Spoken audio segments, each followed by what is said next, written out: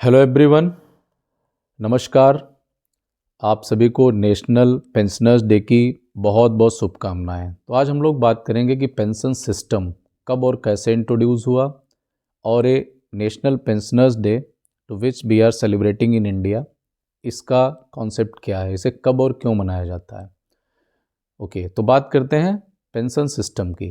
Pension system का concept it can be traced by the ancient Rome. वहाँ से इसको हम लोग ट्रेस कर सकते हैं, यानी कि रोम से, प्राचीन रोम से इसकी शुरुआत होती है।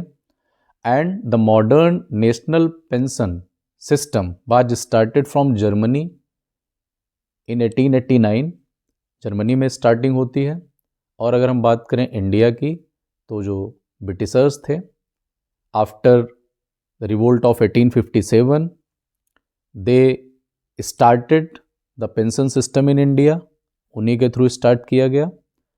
उसके बाद में एक फॉर्मल एक्ट बनाया जाता है which was called Indian pension act 1871।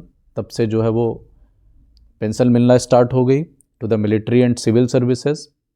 और अगर हम बात करें पेंशनर्स डे की, तो इसमें क्या होता है कि तत्कालीन जो हमारी प्रधानमंत्री होती हैं श्रीमती इंदिरा गांधी जी 1 अप्रैल 1979 को एक लिबरलाइज पेंशन स्कीम लेकर के आती हैं, जिसके तहत रिवीजन होना था पेंशन का और रिटायरीज यानी पेंशनर्स की पेंशन बढ़नी थी।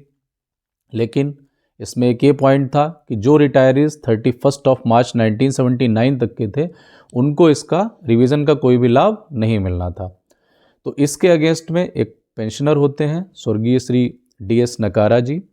वो सुप्रीम कोर्ट जाते हैं और याचिका दायर करते हैं। फाइनली 5 जजेस की बेंच बैठती है। डिसीजन पेंशनर्स के पक्ष में आ जाता है कि नहीं भाई, जो भी रिवीजन होगा ये सबको इसका लाभ मिलेगा।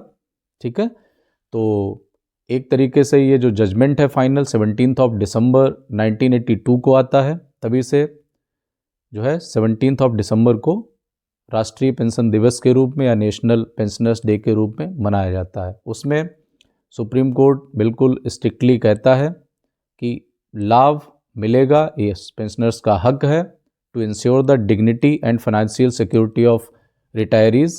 This judgment came on 17 December 1982। तभी से 17 दिसंबर को पेंशनर्स डे मनाया जाता है। Thank you.